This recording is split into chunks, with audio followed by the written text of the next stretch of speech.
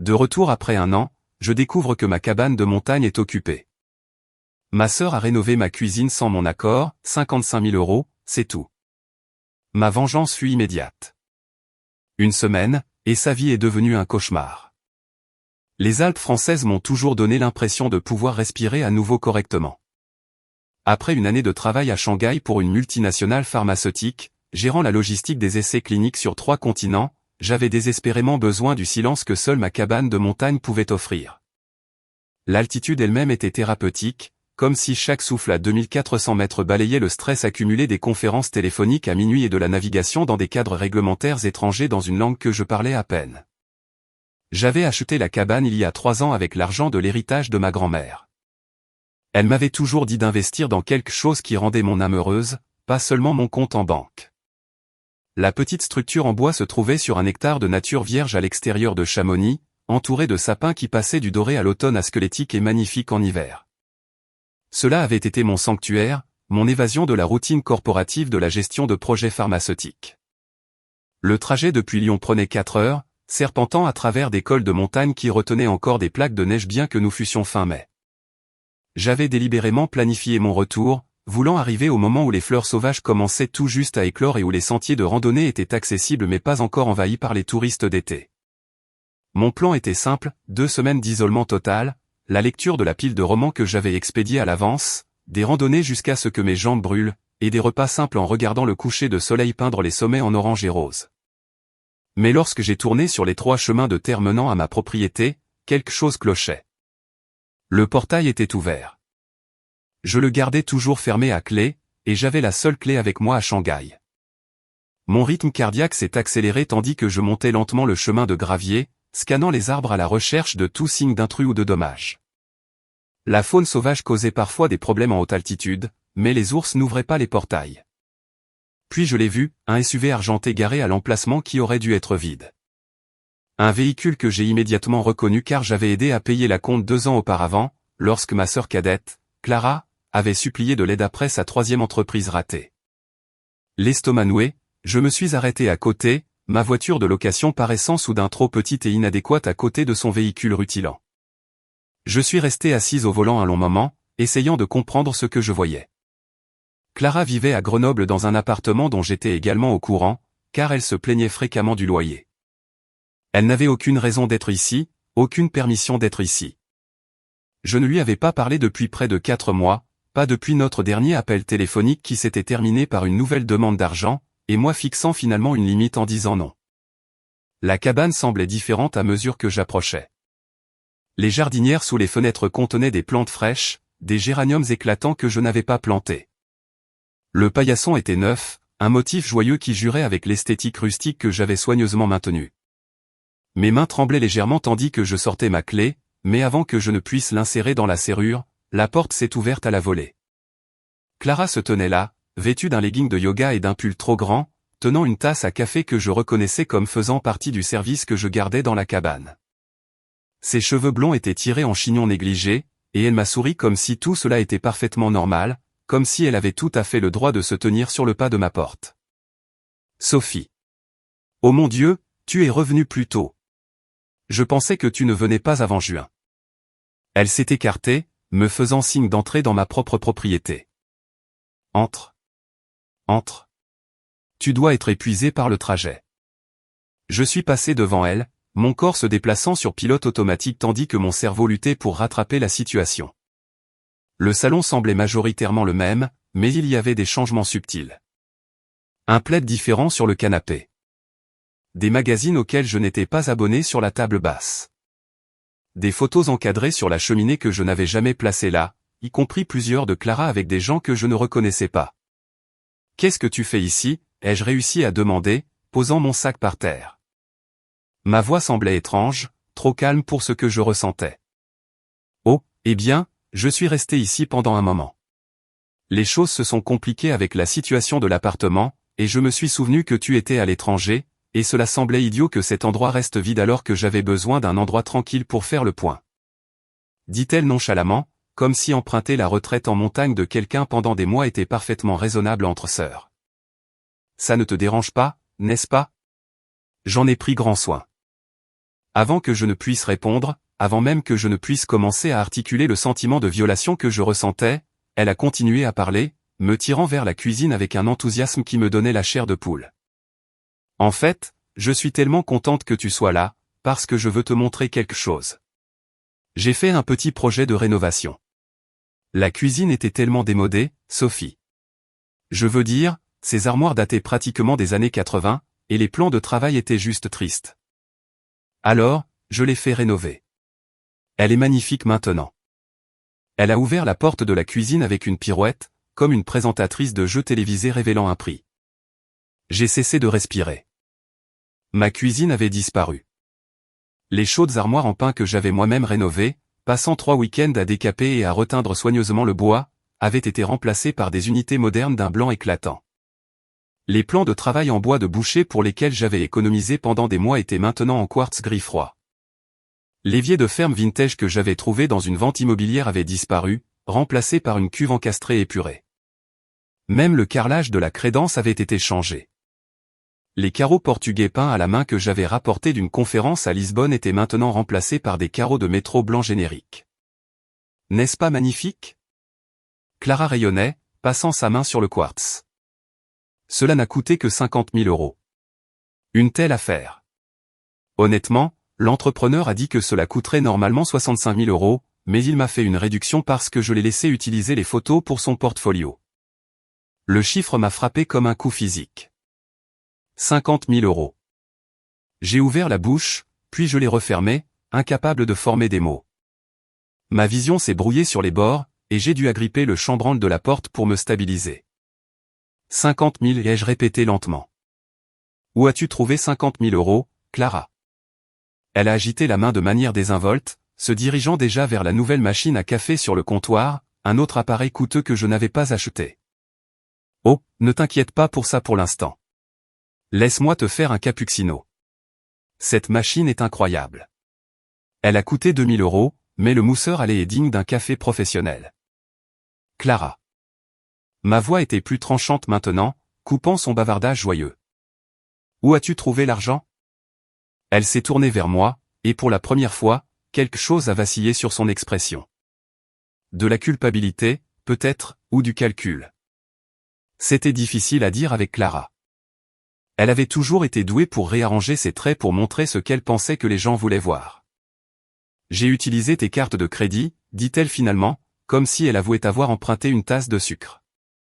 Mais avant que tu ne t'énerves, laisse-moi t'expliquer. Je savais que tu voudrais le faire de toute façon. La cuisine était un désastre, et je me suis dit qu'avec ton emploi pharmaceutique chic et tes dépenses de vie couvertes à Shanghai, tu pouvais te le permettre. Vois ça comme un investissement dans la valeur de la propriété. Mes jambes se sont senties faibles. J'ai tiré un des nouveaux tabourets de bar, un autre achat que je n'avais pas autorisé, et je me suis assise lourdement. Tu as utilisé mes cartes de crédit, plusieurs cartes, pour dépenser 50 000 € en rénovant ma propriété sans ma permission? Notre grand-mère nous a laissé de l'argent à toutes les deux, Sophie. Tu as eu plus parce que tu étais l'aînée, mais cela ne veut pas dire que tu peux accumuler toutes les belles choses. Cette cabane devrait être pour nous deux. La famille partage. Son ton avait changé, devenant défensif, les mots s'échappant plus rapidement. Et honnêtement, je pensais que tu serais reconnaissante. J'ai entretenu cet endroit, je l'ai gardé propre, je me suis assuré que les tuyaux ne gèlent pas l'hiver dernier. Tu étais à l'autre bout du monde sans même y penser. L'audace de sa logique m'a étourdi. Elle avait pénétré par effraction chez moi, volé mes informations financières, dépensé assez d'argent pour acheter une voiture décente, et maintenant elle agissait comme si je devais la remercier pour cela. Comment as-tu pu obtenir mes informations de carte de crédit, ai-je demandé, me forçant à rester calme, à rassembler les faits avant d'exploser. Tu as laissé quelques papiers dans le tiroir du bureau la dernière fois que je suis venu. J'ai juste pensé que c'était intelligent de garder les informations à portée de main en cas d'urgence. Elle haussa les épaules comme si c'était une planification parfaitement raisonnable. Et techniquement, c'était une urgence. Ma santé mentale souffrait vraiment à Grenoble. J'avais besoin de changer d'environnement. Je l'ai fixé, essayant de concilier cette personne avec la petite sœur que j'avais protégée tout au long de mon enfance. Celle que j'avais aidée avec ses devoirs et défendue contre les brutes. Celle à qui j'avais prêté de l'argent à plusieurs reprises, cautionné des baux, tiré de mauvaises décisions plus de fois que je ne pouvais compter. Quand était-elle devenue cela? Où l'avait-elle toujours été, et j'avais été trop occupé à jouer le rôle de sœur aînée responsable pour le remarquer? Tu dois partir, ai-je dit doucement. Tout de suite. Fais tes bagages et pars. Sophie, allons. Sa voix a pris une qualité plaintive. Ne sois pas dramatique. Où suis-je censé aller? J'ai laissé l'appartement parce que je ne pouvais plus le payer. Je vis ici depuis 5 mois. Tu ne peux pas simplement me mettre à la porte. 5 mois. La chronologie est devenue claire avec une clarté horrible. Tu vis dans ma cabane depuis janvier. Tu as emménagé au moment où je suis parti pour Shanghai. Tu ne l'utilisais pas, et j'avais besoin d'un endroit où rester. Que étais-je censé faire? Être sans abri? Elle a croisé les bras, son expression passant au regard de victime blessée qu'elle avait perfectionné au fil des ans. Tu as toujours tout eu, Sophie. Les meilleures notes, le meilleur emploi, la préférée de grand-mère. Le moins que tu puisses faire est de partager cette seule chose. La culpabilité familière a tenté de faire surface, la réponse entraînée de la sœur aînée à qui on avait toujours dit de veiller sur sa cadette. Mais en dessous, une colère froide montait. Une colère qui avait été compressée et ignorée pendant trop d'années. Pensais-tu vraiment que je ne le découvrirais pas, ai-je demandé. Pensais-tu que tu pouvais dépenser 50 000 € sur mes cartes de crédit et que je ne le remarquerais jamais? J'allais te rembourser à terme, dit-elle, mais ses yeux ne voulaient pas croiser les miens. Une fois que ma boutique en ligne décollera, je travaille sur un plan d'affaires. Ton 5e plan d'affaires ou est-ce le 6e? J'ai perdu le compte du nombre d'entreprises que j'ai financées et qui ne se sont jamais concrétisées. Je me suis levé, ayant besoin de bouger, de faire quelque chose de l'énergie qui parcourait mon corps. Je veux que tu partes aujourd'hui. Je te donne 2 heures pour faire tes valises. Tu ne peux pas faire ça. Sa voix monta, la panique s'infiltrant dans les bords. J'ai des droits de locataire. Je vis ici depuis 5 mois. Tu dois me donner un préavis approprié. Tu n'es pas une locataire. Tu es une squatteuse qui a commis une fraude à la carte de crédit. Les mots sont sortis froids et clairs. Et si tu n'es pas parti d'ici ce soir, j'appellerai la police et j'expliquerai exactement ce que tu as fait. Son visage a rougi. Tu n'oserais pas. Je suis ta sœur. Tu as cessé d'agir comme ma sœur au moment où tu as décidé de me voler. Je suis passé devant elle, ayant besoin de voir le reste des dégâts pour comprendre l'ampleur totale de ce qu'elle avait fait. La chambre principale avait été complètement envahie. Ses vêtements remplissaient le placard que j'avais construit avec des étagères en cèdre sur mesure. Le comptoir de la salle de bain était couvert de produits de soins coûteux, de maquillage et d'outils capillaires. Le lit avait de nouveaux draps, une parure de couette de designer qui coûtait probablement plus cher que mon loyer mensuel à Shanghai. Dans la 2e chambre, que j'utilisais comme bureau, j'ai trouvé la preuve de son prétendu projet d'entreprise. Un ordinateur portable entouré d'échantillons de produits, de feuilles de calcul de prix et de matériel marketing pour une bijouterie en ligne qui semblait n'exister qu'au stade de la planification. Les tiroirs du bureau contenaient d'autres découvertes, reçus de courses, relevés de cartes de crédit qui auraient dû arriver à mon adresse à Shanghai, mais qui avaient clairement été interceptés, et un cahier rempli de calculs qui m'a glacé le sang. Elle n'avait pas seulement utilisé mes cartes de crédit pour la rénovation de la cuisine. Les relevés montraient des frais remontant à des mois, achats de meubles, d'électronique, de vêtements, de notes de restaurant, de soins de spa, l'installation d'un jacuzzi que je n'avais même pas encore remarqué, probablement à l'arrière de la cabane. Le total, d'après ce que j'ai pu calculer rapidement, dépassait largement les 85 000 €. 85 000 € de mon argent dépensé alors que je travaillais 70 heures par semaine dans un pays étranger à gérer des essais pharmaceutiques qui pourraient sauver des vies, vivant dans un minuscule appartement parce que j'essayais d'être responsable de mes finances. J'ai entendu Clara arriver dans le couloir, c'est pas incertain maintenant. Elle est apparue dans l'embrasure de la porte et, quoi qu'elle ait vu sur mon visage, elle a reculé. Ce n'est pas aussi grave que ça en a l'air, a-t-elle commencé, mais j'ai levé la main. Ne dis rien. Juste, ne dis rien. J'ai rassemblé les relevés de cartes de crédit, mes mains stables malgré la rage qui vibrait à travers tout mon corps. Je vais en ville. Quand je reviendrai dans 3 heures, tu seras parti. Chaque chose que tu as apportée ici, tu l'emporteras avec toi. Si je trouve ne serait-ce qu'une brosse à dents qui t'appartient, je l'ajouterai au rapport de police que je vais déposer. Rapport de police? Sa voix s'est brisée. Sophie, s'il te plaît. Tu exagères. Nous pouvons arranger ça. Je te rembourserai. Je te le promets. Tes promesses ne valent rien.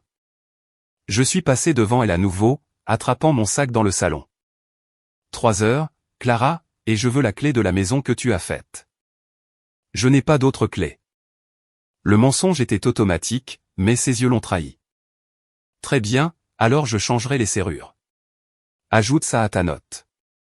Je me suis dirigé vers la porte, ayant besoin de sortir avant de dire quelque chose que je pourrais regretter ou avant que les années de loyauté fraternelle entraînées ne me rendent faible.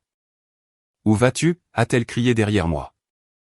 Parler à un avocat, puis à la banque, puis déposer un rapport de police pour fraude et vol d'identité.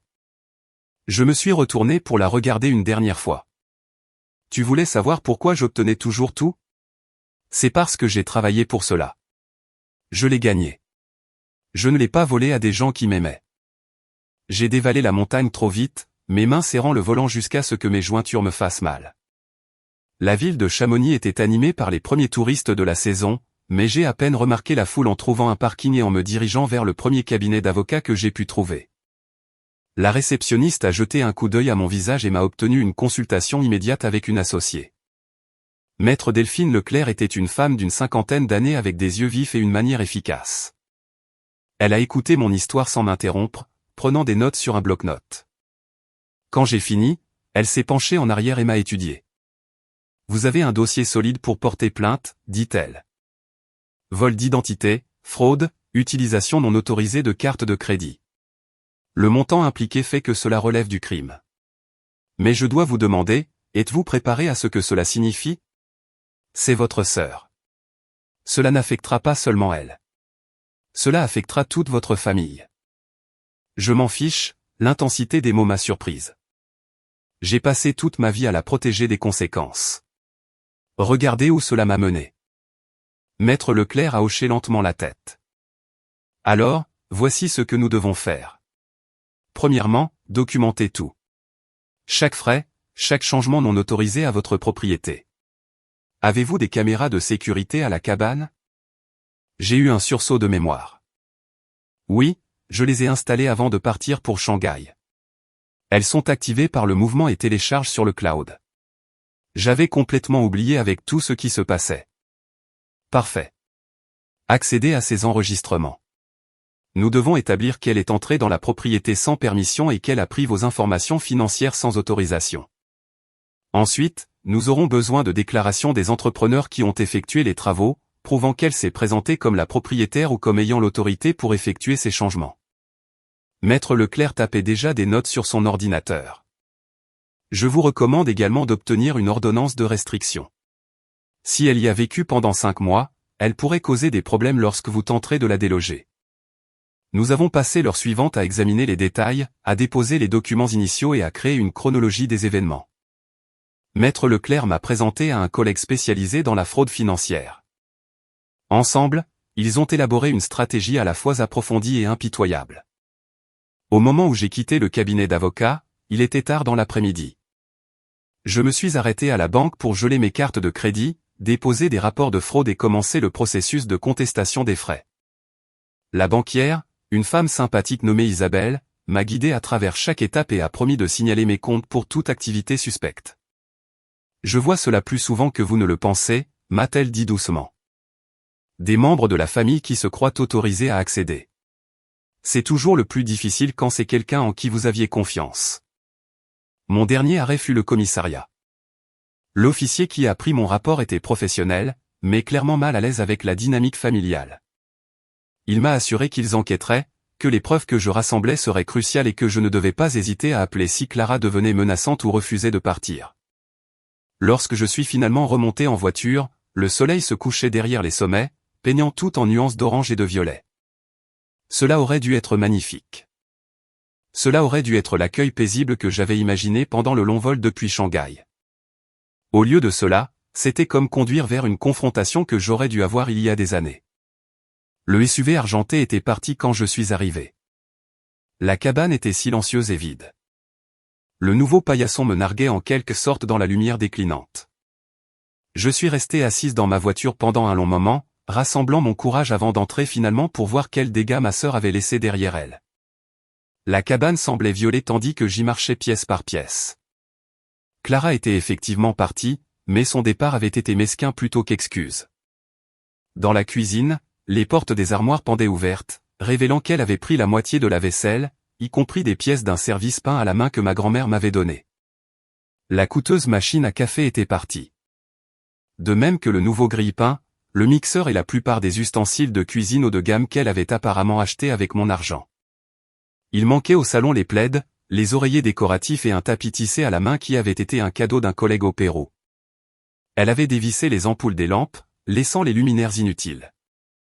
Les photos encadrées restaient sur la cheminée, comme si elle voulait que je voie la preuve de la vie qu'elle avait construite ici en mon absence, prétendant que c'était sa maison.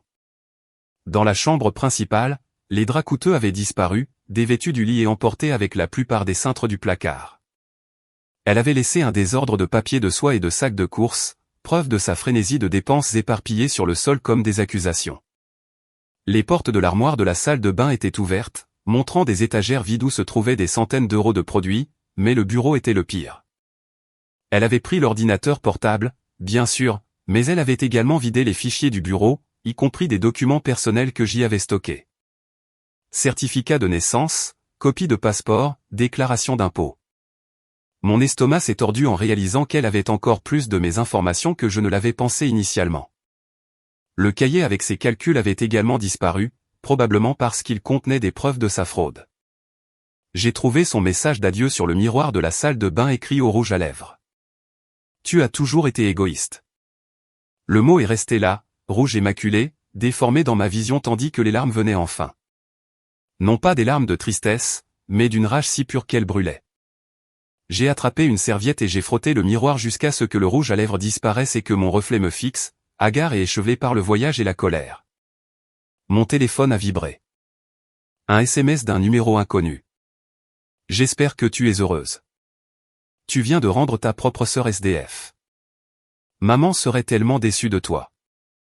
J'ai bloqué le numéro immédiatement, puis j'ai appelé Maître Leclerc, l'avocate. Elle a répondu à la 3e sonnerie, sa voix alerte malgré l'heure tardive. Elle est partie, mais elle a emporté beaucoup de choses, y compris certains de mes documents personnels, ai-je dit sans préambule.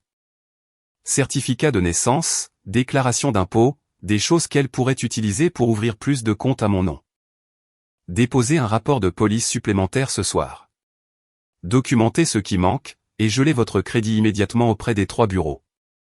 Je déposerai une ordonnance de restriction d'urgence demain matin. La voix de Maître Leclerc était calme mais urgente. Sophie, cela dégénère. Les gens comme votre sœur, lorsqu'ils se sentent acculés, ripostent souvent. Soyez prudente. Après avoir raccroché, j'ai passé 2 heures à tout documenter.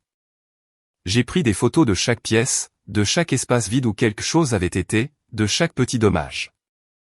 Puis je me suis connecté au système de caméras de sécurité, mon cœur battant la chamade en naviguant vers les enregistrements archivés. Les enregistrements étaient complets. Les caméras avaient capturé Clara arrivant en janvier, juste 3 jours après mon départ pour Shanghai.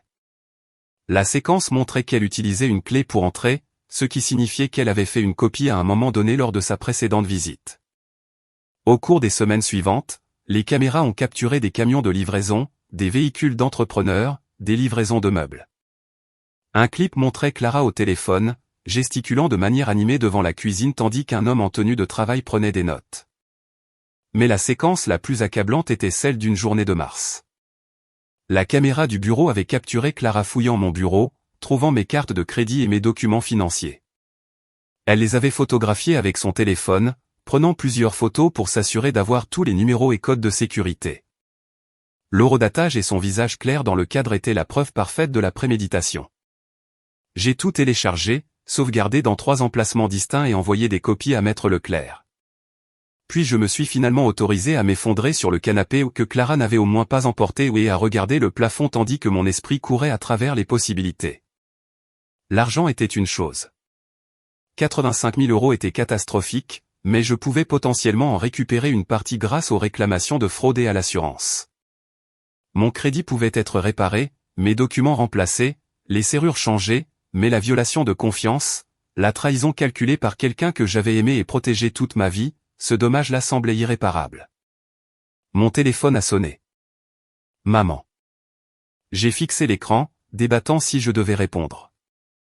Nous n'avions pas parlé depuis Noël, un appel vidéo tendu où elle avait critiqué ma décision de prendre la mission de Shanghai et suggéré que j'abandonnais mes responsabilités familiales. J'ai laissé aller à la messagerie vocale. 30 secondes plus tard, un autre appel, puis un SMS. Clara m'a dit ce que tu as fait. Comment as-tu pu la jeter dehors? Elle n'a nulle part où aller. Appelle-moi immédiatement. J'ai éteint mon téléphone. Le lendemain matin, je me suis réveillé tôt après un sommeil agité et j'ai conduit jusqu'en ville. La banque ouvrait à 9 h et j'attendais à la porte avec ma documentation. Isabelle m'a guidé à travers le processus de contestation de fraude, remplissant des formulaires pour chaque frais non autorisé. Le total, calculé officiellement, était de 93 472 €. Les sociétés de cartes de crédit vont enquêter, a expliqué Isabelle. Avec les preuves vidéo et les rapports de police, vous avez un dossier solide pour le recouvrement, mais cela prendra du temps, probablement plusieurs mois. En attendant, ces frais sont sur vos cartes, accumulant des intérêts. Puis-je faire un retrait de mon épargne pour les rembourser pendant que les contestations sont traitées, ai-je demandé. Je ne veux pas que mon crédit soit détruit pendant que nous attendons la justice.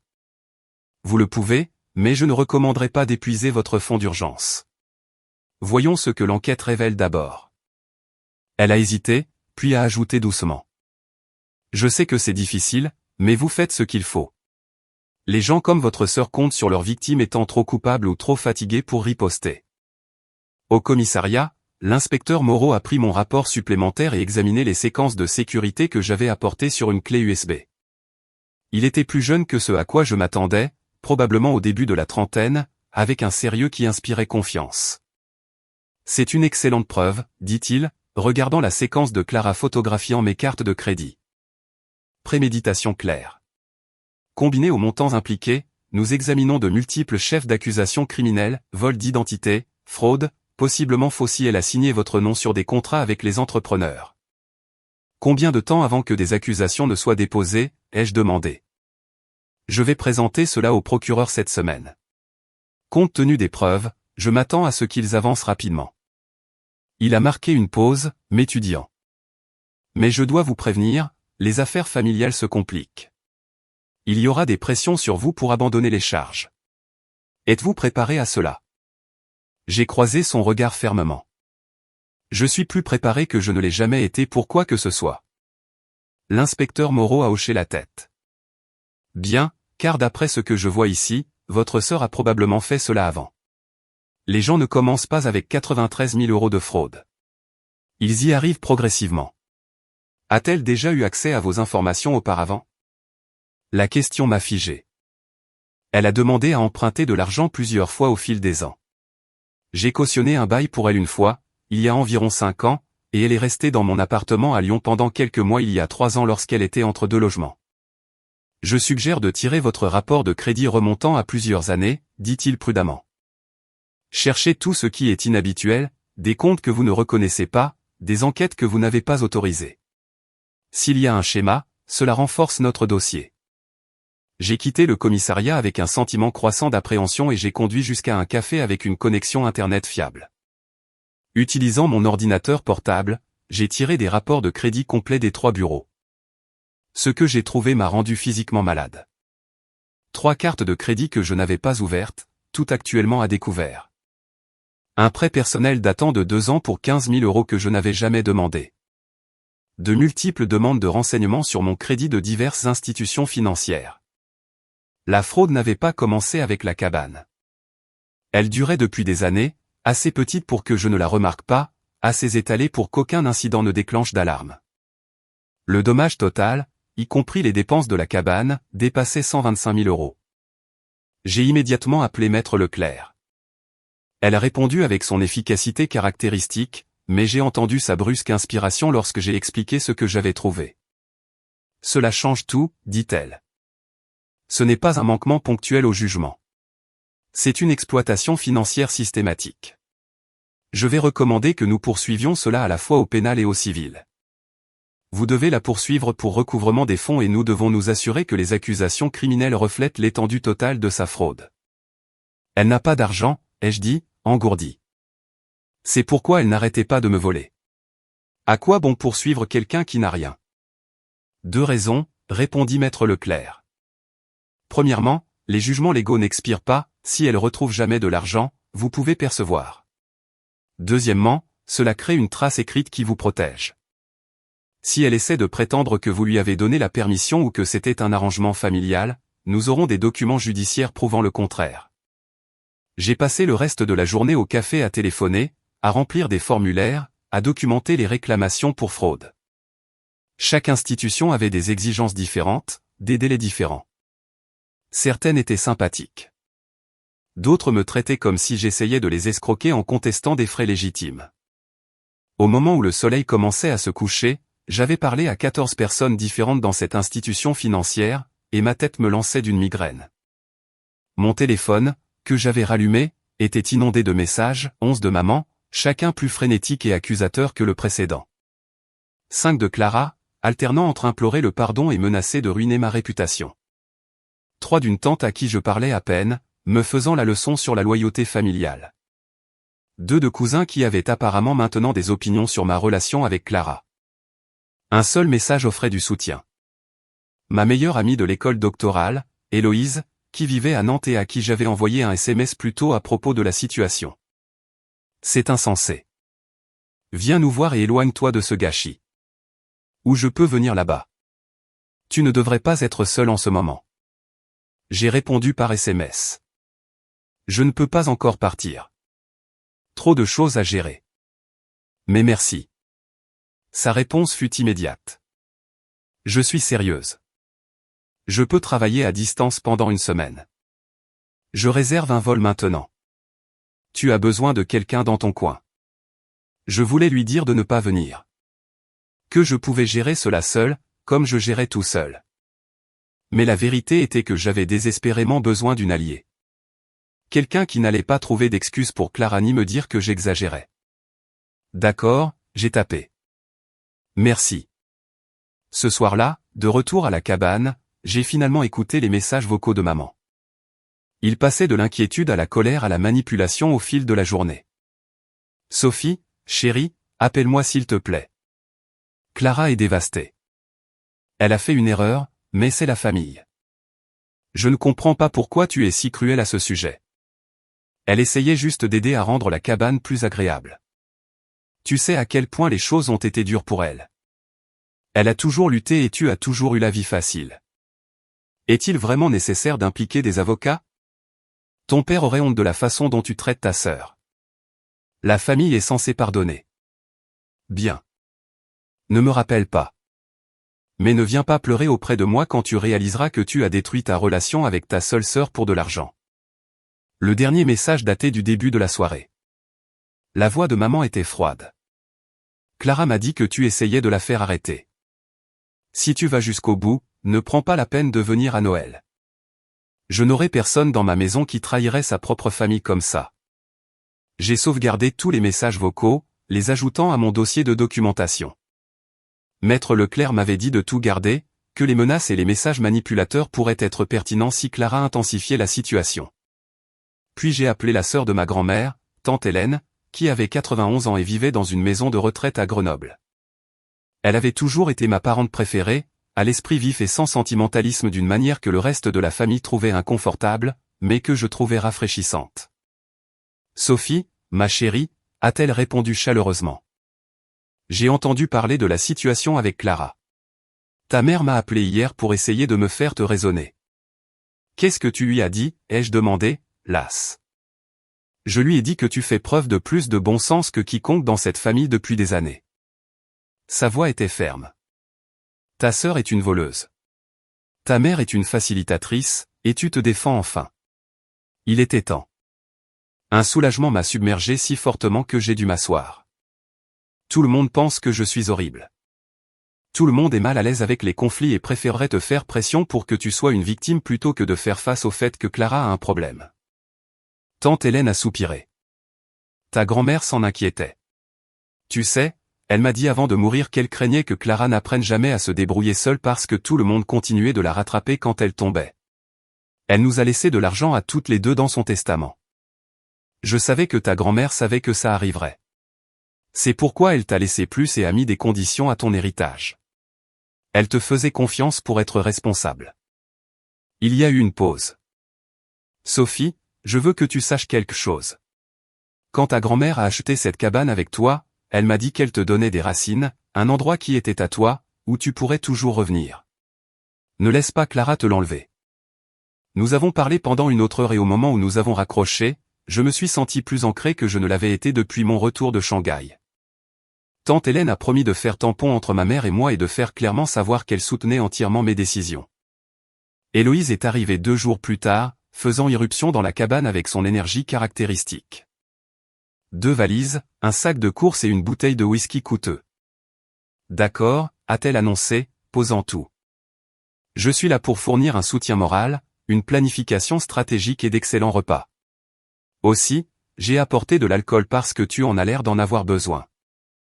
Je l'ai serré fort dans mes bras, sentant une partie de la tension dans mes épaules se relâcher enfin.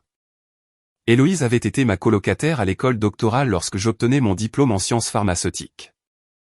Elle travaillait maintenant dans le conseil environnemental, gérant des projets de nettoyage de sites contaminés, et elle avait une approche des problèmes sans fioritures dont j'avais désespérément besoin. Nous avons passé la soirée à nous rattraper, à boire du whisky et à parcourir toute ma documentation. Héloïse avait une formation en gestion de projet, et elle a abordé la fraude de ma sœur comme un site de contamination qui nécessitait une remédiation systématique. Premièrement, nous devons nous assurer que tous tes comptes sont sécurisés, a-t-elle dit, prenant des notes sur sa tablette. Deuxièmement, nous devons nous assurer que tu as des copies de tout dans plusieurs emplacements sécurisés. Troisièmement, nous devons documenter les dommages matériels et obtenir des estimations pour la restauration. Quatrièmement, nous devons nous préparer pour les procédures pénales et le potentiel procès civil. Quand ma vie est-elle devenue une session de stratégie juridique, ai-je demandé, fixant mon verre. Lorsque ta sœur a décidé de commettre de multiples crimes contre toi. La voix d'Héloïse était factuelle. Mais voici ce que tu dois comprendre. Tu vas gagner cela. Non pas parce que le karma existe ou parce que la justice prévaut toujours, mais parce que tu as des preuves, des ressources et la volonté d'aller jusqu'au bout. La plupart des gens dans ta situation céderaient sous la pression familiale. Tu ne vas pas le faire. Maman a dit que j'étais morte pour elle si je portais plainte. Alors elle a fait son choix. Tu n'as pas demandé à Clara de te voler. Tu n'as pas demandé à ta mère de prioriser une voleuse plutôt qu'une victime. Tu as le droit de te protéger, même de ta famille. Surtout de ta famille. Héloïse nous a servi un autre verre. De plus, ta mère reviendra à la raison tôt ou tard. Lorsque Clara fera inévitablement cela à quelqu'un d'autre et que le schéma deviendra indéniable, ta mère devra faire face à la réalité. Le lendemain matin, nous avons conduit en ville pour rencontrer des entrepreneurs pour des estimations sur le retour de la cuisine à quelque chose de plus proche de son état d'origine. Les armoires blanches que Clara avait installées étaient de mauvaise qualité malgré leur prix élevé, montrant déjà des signes d'usure après seulement quelques mois. Les plans de travail en quartz étaient de bonne qualité, mais ils ne correspondaient pas du tout à l'esthétique de la cabane. Un entrepreneur nommé Julien a marché dans l'espace, prenant des mesures et des photos. Je peux restaurer cela pour correspondre au style original, a-t-il dit. Gardez le quartz si vous voulez économiser de l'argent, mais remplacez les armoires par du pain sur mesure pour correspondre au reste de la maison. Nous pouvons également trouver des luminaires de style vintage pour remplacer ce qui a été enlevé. Le coût total serait d'environ 30 000 €. Une autre somme d'argent que je n'avais pas prévu de dépenser, mais j'ai autorisé le travail. Maître Leclerc m'avait assuré que je pouvais inclure les coûts de restauration dans ma poursuite civile contre Clara, même si le recouvrement effectif serait une autre affaire. Pendant que nous étions en ville, l'inspecteur Moreau a appelé. Le procureur va de l'avant avec des accusations, dit-il. Plusieurs chefs d'accusation de vol d'identité, de fraude et de faux. Compte tenu des montants impliqués et de la préméditation, nous examinons une peine de prison significative. Si elle est reconnue coupable, elle sera arrêtée dans les prochaines 48 heures. Mon estomac s'est retourné. Entendre cela déclaré si officiellement le rendait réel d'une manière qui ne l'avait pas été auparavant. Ma sœur allait être arrêtée. Il y aurait un procès. Notre famille serait obligée de faire face à ce qu'elle avait fait. Que dois-je faire, ai-je demandé.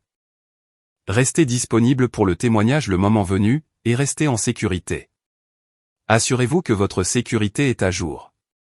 Les caméras fonctionnent. Les portes sont verrouillées. Les personnes faisant face à des accusations criminelles prennent parfois des décisions désespérées. Après avoir raccroché, Héloïse m'a regardé sérieusement. Veux-tu rester à l'hôtel en ville jusqu'à ce que ce soit fini? Nous pourrions faire nos valises et partir aujourd'hui. J'ai regardé autour de la cabane, les montagnes visibles à travers les fenêtres, l'espace que ma grand-mère m'avait aidé à créer. Non, c'est à moi. Je ne laisserai pas Clara me chasser de ma propre maison. Alors nous installons de meilleures serrures et je reste jusqu'à ce que l'arrestation ait lieu. Héloïse m'a serré l'épaule. Pas d'argument. Cet après-midi-là, pendant qu'un serrurier installait de nouveaux verrous et améliorait le système de sécurité, j'ai finalement appelé maman. Elle a répondu à la première sonnerie, sa voix glaciale. J'espérais que tu appelais pour me dire que tu étais revenu à la raison, dit-elle. Clara m'a volé plus de 125 000 euros, maman. Ce n'est pas une erreur. Ce n'est pas un appel à l'aide. C'est une fraude criminelle systématique qui dure depuis des années. J'ai gardé ma voix stable, refusant de devenir émotive. Elle va être arrêtée dans les 2 prochains jours. Tu pourrais arrêter ça si tu voulais. Tu pourrais retirer les charges. Non, je ne pourrais pas. Le vol d'identité est poursuivi par l'État, pas par les victimes.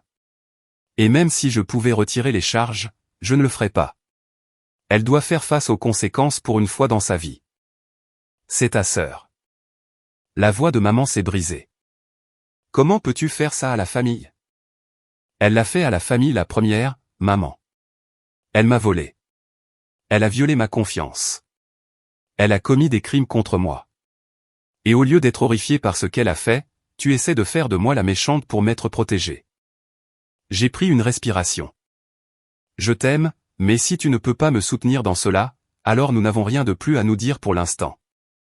Tu choisis l'argent plutôt que ta sœur. Je choisis les limites plutôt que l'encouragement. Il y a une différence. J'ai marqué une pause. Clara a eu besoin d'aide pendant des années. Une vraie aide. Une aide professionnelle. Mais au lieu de la lui procurer, tout le monde n'a cessé de lui donner de l'argent et des deuxièmes chances et de prétendre que cette fois serait différente. Eh bien, voici à quoi ressemble la différence. Voici à quoi ressemblent les conséquences. Et peut-être, juste peut-être, toucher le fond la forcera enfin à changer. Maman est restée silencieuse un long moment. Quand elle a parlé à nouveau, sa voix était plus douce. Je ne sais pas comment accepter que ma fille soit une criminelle. Alors je vous suggère de parler à un thérapeute parce que c'est la vérité, que vous l'acceptiez ou non. Ma propre voix s'est légèrement adoucie. Je n'essaie de blesser personne, maman. J'essaie de survivre à ce qui m'a été fait. Si vous ne pouvez pas comprendre cela, je suis désolé. Nous avons raccroché sans rien résoudre. Mais au moins, j'avais dit ce que j'avais besoin de dire. Héloïse a préparé le dîner pendant que j'étais assise sur le porche, regardant le coucher de soleil et essayant de traiter tout ce qui s'était passé ces derniers jours. Tu as bien fait aujourd'hui, dit Héloïse, m'apportant une assiette de pâtes. Je sais que tu n'en as pas l'impression, mais tu gères cela exactement comme il faut. C'est horrible. La plupart des bonnes choses le sont au début, elle s'est assise à côté de moi. Mais tu vas t'en sortir. Et de l'autre côté, tu auras récupéré ta vie, ta sécurité et des limites qui signifient réellement quelque chose. Je voulais la croire. Je voulais croire que la justice prévaudrait, que Clara ferait face aux conséquences, que ma famille finirait par comprendre pourquoi j'avais dû faire cela. Mais la croyance semblait impossible quand tout faisait autant souffrir. Clara a été arrêtée un jeudi matin. L'inspecteur Moreau m'a appelé pour m'informer à 10 heures. Sa voix était professionnelle, mais non sans sympathie. Elle a été placée en garde à vue dans l'appartement de son petit ami à Grenoble. Aucun incident. Elle comparaîtra demain. Il a marqué une pause. Je veux que vous sachiez qu'au moment de l'arrestation, nous avons trouvé des preuves supplémentaires. Elle avait votre passeport, votre certificat de naissance original et plusieurs autres documents qu'elle a pris de la cabane. Elle avait également 3 autres cartes de crédit à votre nom qu'elle n'avait pas encore utilisées. Mes mains sont devenues froides. Elle prévoyait de continuer. Il semble que oui. Cela va renforcer considérablement le dossier de l'accusation. Ce n'était pas un manquement ponctuel au jugement. C'était une entreprise criminelle en cours. Il s'est éclairci la gorge. La comparution aura lieu demain à 14 h au tribunal de grande instance de Grenoble. Votre présence n'est pas requise, mais vous êtes la bienvenue. Après avoir raccroché, je suis resté assise à fixer mon téléphone pendant longtemps. Héloïse m'a trouvé comme ça, immobile et silencieuse sur le canapé. Elle a été arrêtée, ai-je dit. Héloïse s'est assise à côté de moi, ne parlant pas, juste présente. Finalement, je me suis tourné vers elle. Je veux aller à la comparution. Je veux voir son visage quand elle devra répondre de ce qu'elle a fait. Alors nous irons, dit simplement Héloïse. Le lendemain, nous avons conduit à Grenoble dans la voiture de location d'Héloïse. Le palais de justice était un bâtiment imposant en pierre grise. À l'intérieur, le processus de sécurité était minutieux. Nous avons trouvé la bonne salle d'audience et nous nous sommes assises dans la galerie publique. La salle s'est remplie lentement d'avocats, de personnel du tribunal et d'autres observateurs. Puis, Clara a été amenée, vêtue d'une combinaison orange, ses mains menottées devant elle. Elle semblait plus petite d'une certaine manière, diminuée. Ses cheveux blonds pendaient mollement autour de son visage et ses yeux étaient rouges d'avoir pleuré. Quand elle m'a vue assise dans la galerie, son expression s'est transformée. Choc, puis douleur, puis pure haine.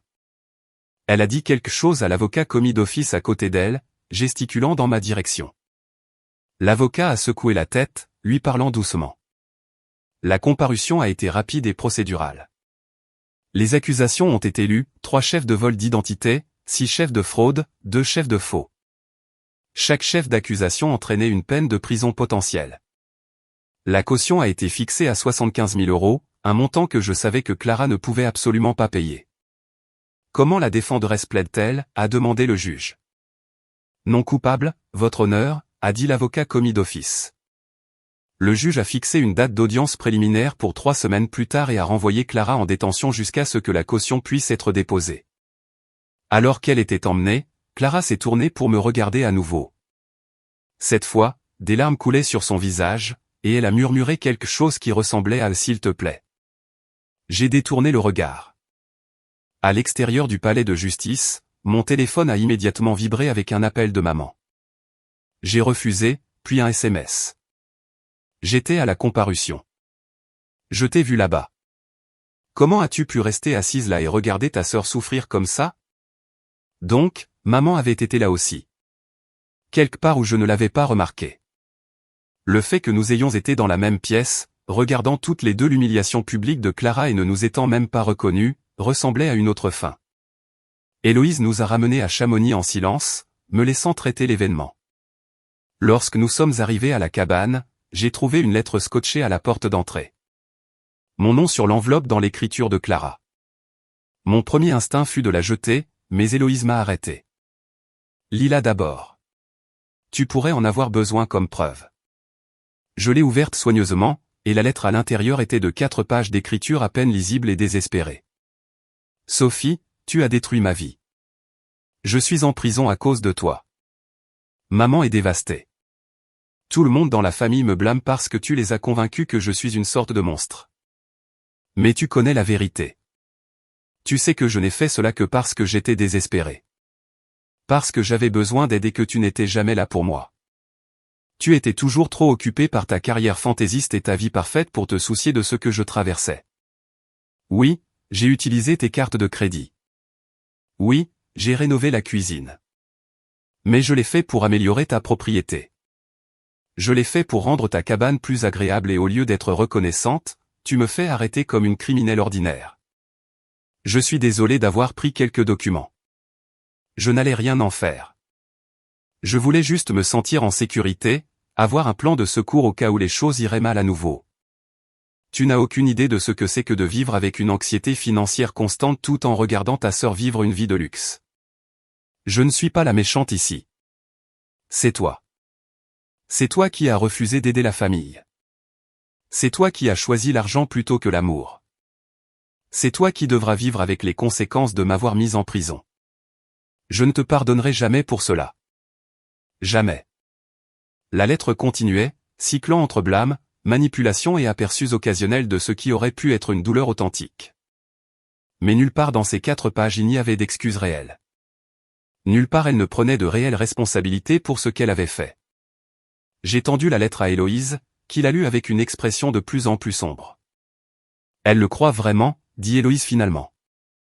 Elle pense sincèrement qu'elle est la victime ici. Je sais. Je me sentais fatigué d'une manière qui allait au-delà de l'épuisement physique. Elle a toujours été capable de réécrire la réalité dans son propre esprit. Tout ce qu'elle a besoin de croire pour éviter la responsabilité, cela devient sa vérité. Est-ce que ça va ? Demanda Héloïse doucement. J'y ai réfléchi honnêtement. Non, mais ça ira. L'audience préliminaire 3 semaines plus tard a révélé plus de preuves que je n'en avais connues. La procureure, une femme vive dans la quarantaine nommée Diana, a présenté un dossier dévastateur. Les entrepreneurs qui avaient travaillé sur la cabane ont témoigné que Clara avait forgé ma signature sur de multiples contrats. Elle s'était présentée comme la propriétaire de la propriété et leur avait même montré un faux titre de propriété qu'elle avait créé en utilisant mes documents personnels. Les enquêteurs financiers ont témoigné de la nature systématique de sa fraude, des 3 cartes de crédit qu'elle avait ouvertes des années auparavant, du prêt personnel, des dizaines de frais plus petits qui avaient été répartis sur plusieurs comptes. Toujours juste en dessous du seuil qui pourrait déclencher des alertes. Cela a dressé le portrait de quelqu'un qui me volait méticuleusement depuis au moins 4 ans.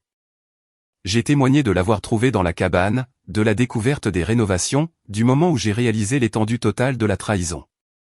Diana m'a guidé à travers chaque découverte, s'assurant que le juge comprenait non seulement l'impact financier, mais aussi la violation émotionnelle. Comment vous êtes-vous senti lorsque vous avez réalisé que votre sœur vivait dans votre maison sans permission, a demandé Diana. Comme si tout ce que je pensais savoir sur ma famille était un mensonge, ai-je répondu honnêtement. Comme si j'avais protégé quelqu'un qui me voyait comme rien de plus qu'une ressource à exploiter. L'avocat commis d'office de Clara a essayé de la dépeindre comme désespérée, comme quelqu'un souffrant de problèmes de santé mentale qui avait fait de mauvais choix sous la contrainte. Mais la preuve était accablante. Le juge a ordonné qu'elle soit détenue pour le procès, refusant la réduction de la caution. En quittant le palais de justice ce jour-là, j'ai rencontré maman dans le couloir. Elle avait l'air plus vieille que dans mes souvenirs, épuisée par le stress du mois écoulé. Nous nous sommes regardés longuement. « Es-tu heureuse maintenant ?» a-t-elle demandé finalement. « Est-ce ce que tu voulais ?» Je voulais que ma sœur ne me vole pas, ai-je répondu calmement. Je voulais que ma famille me soutienne lorsque j'étais victime. Je voulais que quelqu'un tienne Clara responsable avant d'en arriver là. Mais nous n'obtenons pas toujours ce que nous voulons, n'est-ce pas? Elle va en prison. La voix de maman s'est brisée. Ma fille va en prison. Votre fille a commis des crimes à plusieurs reprises pendant des années. J'ai gardé ma voix douce mais ferme. Je suis désolé que cela vous blesse. Je suis désolé que cela se produise. Mais Clara a fait ses choix, pas moi. Si vous voulez être en colère contre quelqu'un, soyez en colère contre elle pour nous avoir tous mis dans cette situation. Maman a secoué la tête, des larmes coulant sur son visage. Je ne te connais plus. Peut-être que vous ne m'avez jamais connu, ai-je dit doucement. Peut-être que vous ne connaissiez que la version de moi qui se laissait blesser pour maintenir la paix. Je me suis éloigné, Héloïse à mes côtés, et je n'ai pas regardé en arrière. Le procès, quand il est finalement arrivé, a duré 3 jours. J'ai témoigné à nouveau, cette fois devant un jury. Ils ont écouté attentivement Diana présenter les preuves pièce par pièce, construisant un dossier inattaquable.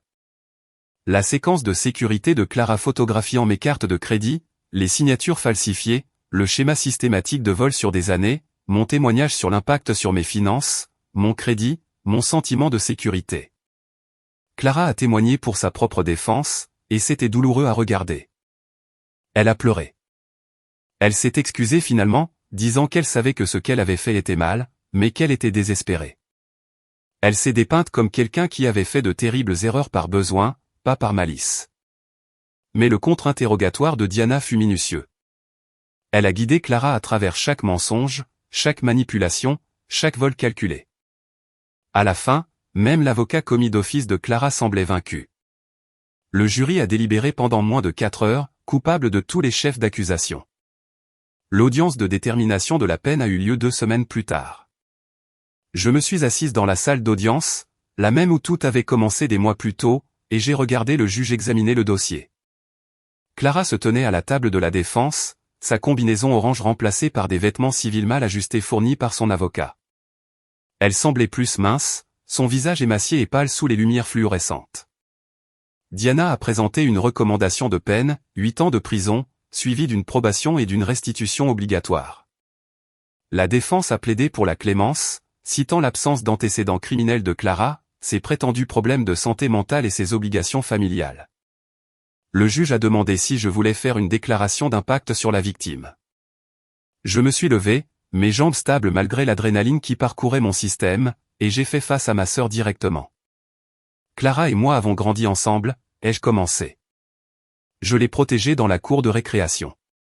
Je l'ai aidée avec ses devoirs. Je lui ai prêté de l'argent quand elle en avait besoin. J'ai cautionné des baux. Je lui ai donné des endroits où loger. J'ai fait ces choses parce que je l'aimais et parce que je croyais que la famille prenait soin les uns des autres. Mais quelque part en cours de route, Clara a commencé à me voir non pas comme sa sœur, mais comme une ressource à exploiter. Elle n'a pas seulement volé de l'argent. Elle a volé mon sentiment de sécurité. Elle a volé ma capacité à faire confiance. Elle a violé toutes les limites et relations que nous avions. Et elle l'a fait systématiquement, délibérément, pendant des années. Le plus difficile n'est pas le dommage financier, bien que cela ait été dévastateur. Le plus difficile est de réaliser que quelqu'un que j'aimais me voyait avec un tel mépris qu'elle croyait avoir le droit de détruire ma stabilité financière pour sa commodité. Le plus difficile est de savoir que même maintenant, après tout, elle ne comprend toujours pas vraiment que ce qu'elle a fait était mal. Elle est désolée d'avoir été attrapée, pas désolée de m'avoir blessé. Je ne veux pas que Clara souffre, mais je veux qu'elle fasse face à de réelles conséquences pour la première fois de sa vie. Je veux qu'elle comprenne que les actions ont des répercussions et je veux pouvoir dormir la nuit en sachant qu'elle ne peut plus faire ça à personne tant qu'elle est incarcérée. Je me suis assise. Clara pleurait, mais elle ne m'a pas regardé. Maman, assise dans la galerie, avait son visage dans ses mains. Le juge a pris un moment pour examiner les documents avant de parler. Ce tribunal a examiné toutes les preuves présentées. La défenderesse s'est engagée dans un schéma sophistiqué et à long terme de vol d'identité et de fraude contre sa propre sœur. La rupture de confiance ici est profonde.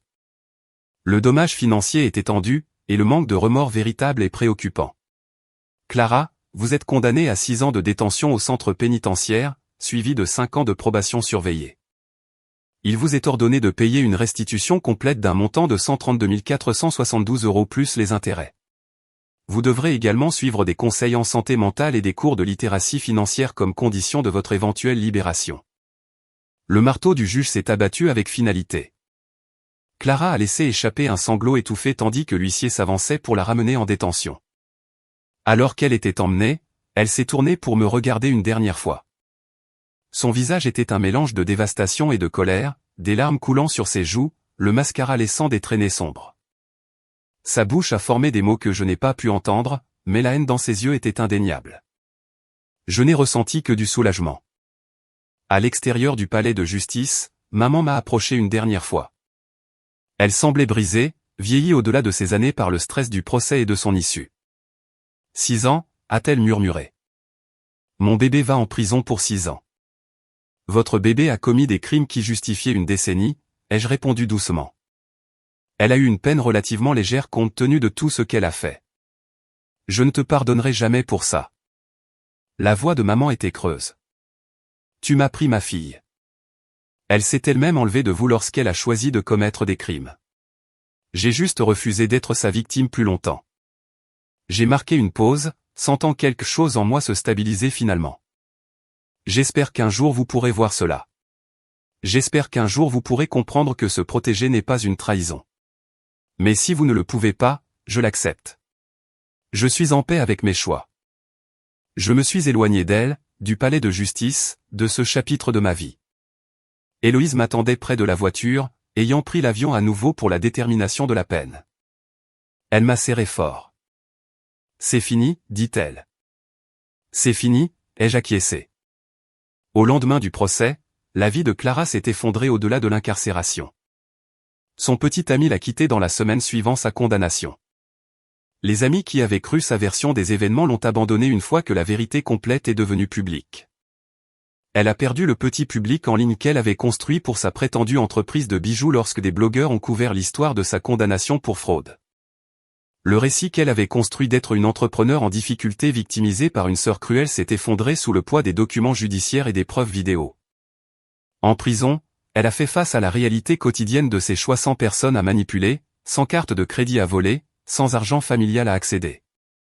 Elle a été, pour la première fois de sa vie d'adulte, forcée de survivre par ses propres mérites, et selon tous les rapports, elle a profondément lutté. Quant à moi, je suis retourné à ma cabane dans les montagnes, maintenant restaurée à quelque chose de proche de ce qu'elle avait été avant la violation de Clara.